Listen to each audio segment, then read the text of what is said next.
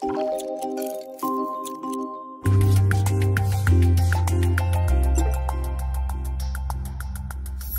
bonjour à toutes et à tous, je suis Frédéric Rioloca, je dirige un laboratoire à l'Institut Imagine qui est centré sur l'étude des maladies auto-immunes à début pédiatrique et donc les causes génétiques de ces maladies.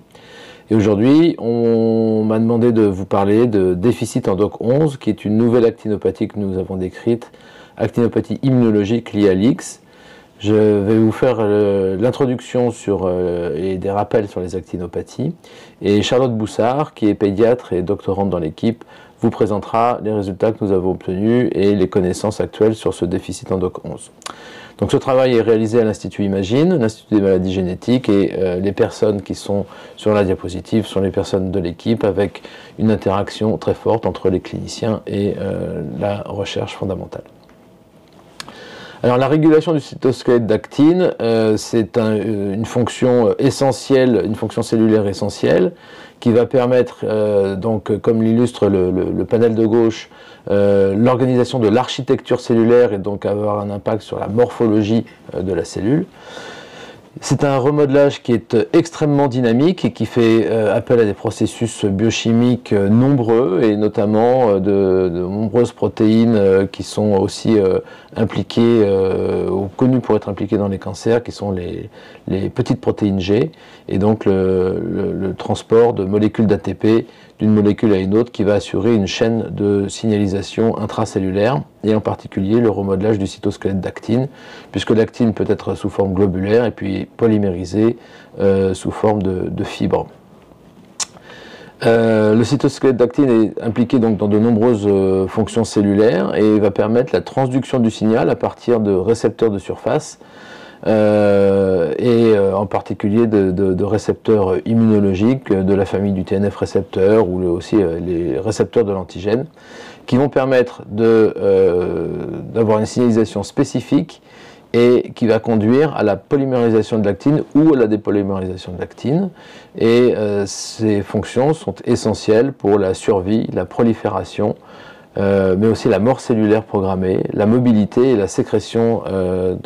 cellulaire, donc de nombreux processus qui vont être essentiels dans la mise en place d'une réponse immunologique physiologique. Alors ce processus est finement régulé, comme j'ai dit dans la diapositive précédente, on démarre des récepteurs de surface, des corécepteurs, des récepteurs d'antigènes, des intégrines. Il va y avoir une transduction du signal à travers des régulateurs en amont et surtout le rôle de GTPase qui sont donc sur la partie supérieure de la diapositive. On peut citer DOCK2, DOCK8, CARMYL2, ARGF1. Et puis on va avoir un processus de protéines qui vont s'attacher à l'actine, suivi d'un remodelage de l'actine et puis de la mise en place de structures, comme c'est représenté en bas de la diapositive, de fibres d'actine et de fibres d'actomyosine qui vont être essentielles pour le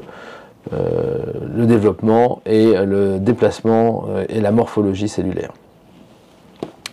Alors les actinopathies immunologiques, donc là on parle de maladies monogéniques qui vont affecter ce processus de remodelage d'actine et qui sont importants pour les réponses immunologiques. Donc ces actinopathies immunologiques sont associées à des déficits et à la dysrégulation immunitaire primaire, donc les DIP.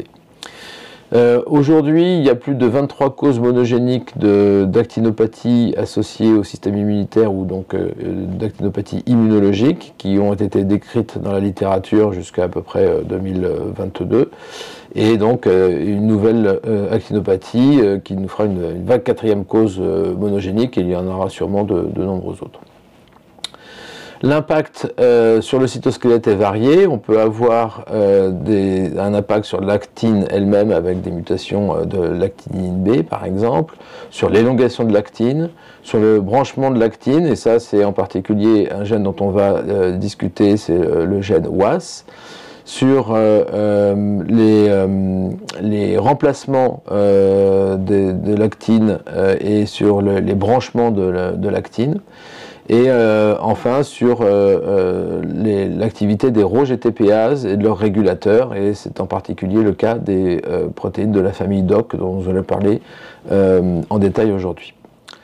Alors ces actinopathies immunologiques, elles peuvent être classées en groupes qui vont conduire à des conséquences pathologiques diverses. Dans le groupe 1, et qui sont liés au déficit en choronine 1A, on a le déficit immunitaire combiné sévère, donc le SCID.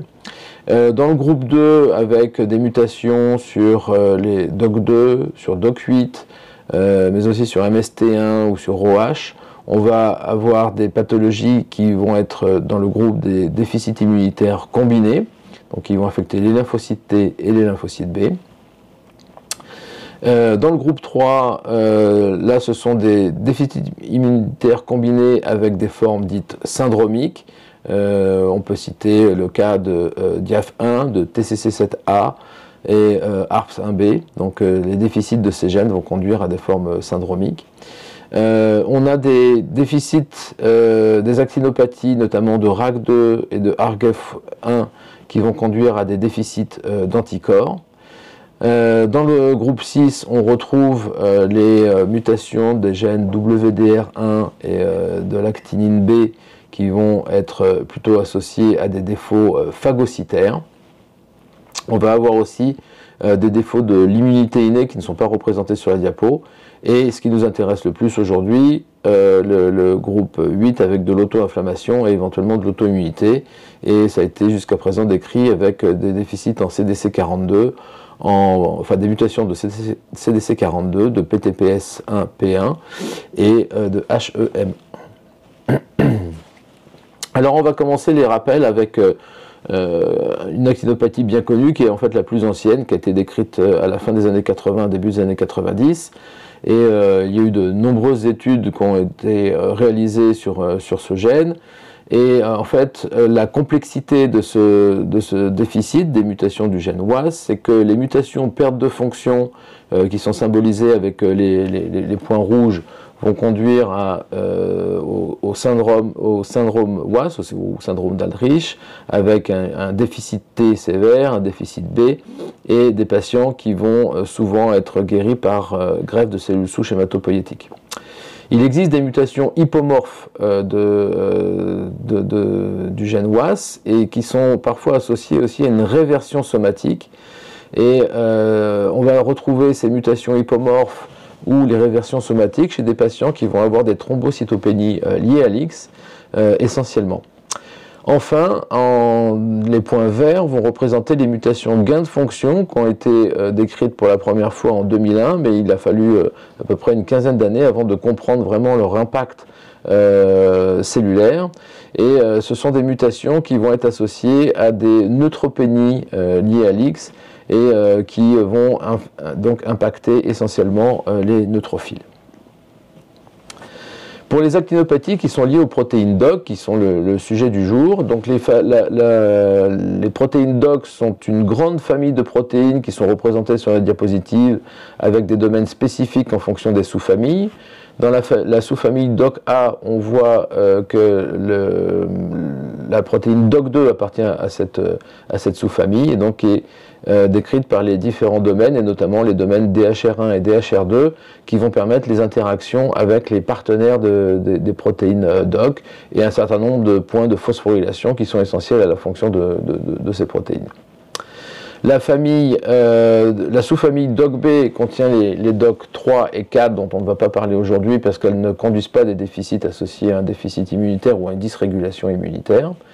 Et enfin, dans la troisième sous-famille, la famille DOCC, on retrouve DOC6, DOC7 et DOC8. Et comme on va le voir, les mutations de DOC8 sont associées à un déficit immunitaire combiné, protéine qui contient essentiellement deux domaines fonctionnels, DHR1 et DHR2, qui vont permettre les interactions avec les protéines RAC et CDC42. Enfin, la sous-famille DOCD, qui va nous intéresser principalement aujourd'hui, contient les DOC 9, 10 et 11, Elle est définie par la présence d'un domaine d'homologie de plextrine et puis deux domaines, DHR1 et DHR2, là encore qui vont permettre des interactions avec des partenaires spécifiques, en particulier CDC42.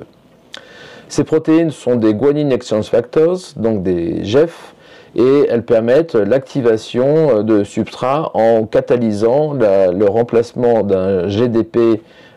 qui correspond aux formes inactives des protéines par un GTP et qui va permettre l'activation de toute une cascade de protéines qui sont sur le diagramme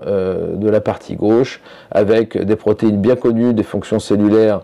physiologiques mais aussi des cellules cancéreuses, les protéines de la famille Rho, les protéines RAC, CDC42 et de nombreux autres. Ces protéines sont impliquées dans le remodelage du cytosquelette d'actine, comme c'est indiqué sur le panel de droite de la diapositive, et on peut voir que la protéine WASP est au centre du branchement du cytosquelette d'actine, et on va retrouver de nombreux partenaires donc, qui vont permettre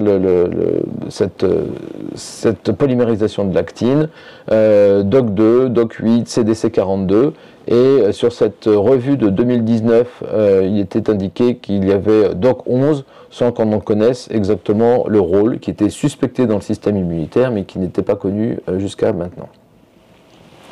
Alors pour rappel, sur les déficits en DOC2,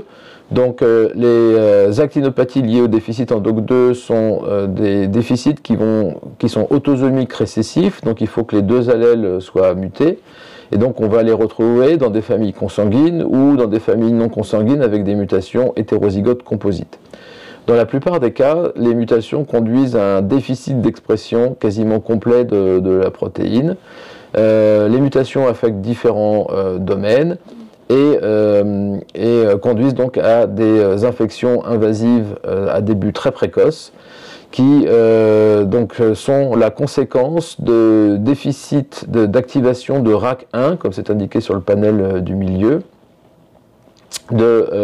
du chimiotactisme des lymphocytes T et des lymphocytes B qui vont avoir des difficultés à migrer dans les tissus, ainsi qu'un défaut de polymérisation de l'actine dans les cellules T et dans les cellules B. Et sur les panels de droite est indiqué le lien entre DOC2 et la protéine WASP, qui, quand elle est donc déficiente, va conduire à une diminution de l'expression de CD19 et de CD21, et de fait une diminution de la production de cellules B de la zone marginale, donc tout un pan de la défense humorale qui va être impacté par les mutations de DOC2, mais également évidemment un impact sur l'immunité cellulaire. Pour les déficits en DOC8, il s'agit là encore d'une actinopathie autosomale récessive qui va conduire à un déficit immunitaire combiné, une dermatite atopique sévère à début extrêmement précoce et une lymphopénité CD4 et CD8. Également, ce qui marque cette pathologie, c'est une hyper-IgE, une hyper-eosinophilie, et donc qui sont associées à ces pathologies cutanées sévères, mais également à un déficit de l'immunité antivirale dans la peau. Donc il y a à la fois des conséquences directes de la migration des lymphocytes dans les tissus, et à la fois un défaut de réponse et de production des immunoglobulines. On va avoir une hypo-IgM, une hyper-IgA, une hyper-IgG et surtout une hyper-IgE qui est un signe de ce déficit en DOC8 dans les actinopathies. Une observation intéressante est qu'il existe des réversions somatiques des mutations de DOC8, qui sont donc des mutations récessives, qui doivent être soit homozygotes, soit hétérozygotes composites. Et il a été observé, comme c'est indiqué sur la gauche de cette diapositive, une réversion de la mutation dans les lymphocytes T d'un patient, qui conduit, et ces réversions de mutation vont être donc de proportions variables dans les différents tissus, et comme c'est indiqué sur le résumé sur la partie droite de la diapositive, cela va permettre une correction partielle du déficit en DOC8 et une restauration d'une réponse immunitaire qui va atténuer les phénomènes allergiques atopiques et aussi les infections virales et bactériennes qui sont normalement observées chez les déficits en DOC8. DOC8 étant un très grand gène, ces mutations somatiques qui vont réverter la mutation héritée sont probablement sous-estimées aujourd'hui. Donc on termine avec DOC11 qui est également donc une guanine exchange factor protéine qui est impliquée dans les fonctions immunitaires. Comme je le disais précédemment, il était décrit que DOC11 pouvait avoir un impact sur les fonctions immunitaires, mais c'était essentiellement réservé à des modèles cellulaires ainsi qu'à un modèle murin de déficit en DOC11 qui n'avait pas de phénotype particulier en dehors de une réponse B, ou certaines réponses B qui pouvaient être diminuées, mais sans avoir un impact profond sur la qualité de la réponse immunitaire de ces animaux. Et donc, comme on va le voir dans la deuxième partie, nous avons récemment identifié des mutations de DOC11, donc qui est un gène lié, qui est sur le chromosome X, donc des mutations hémizygotes qui vont avoir une expression essentiellement chez les garçons. Et Charlotte Boussard va vous expliquer dans la deuxième partie les caractéristiques à la fois moléculaires, cellulaires, mais également cliniques et biologiques des conséquences de ces mutations en DOC11.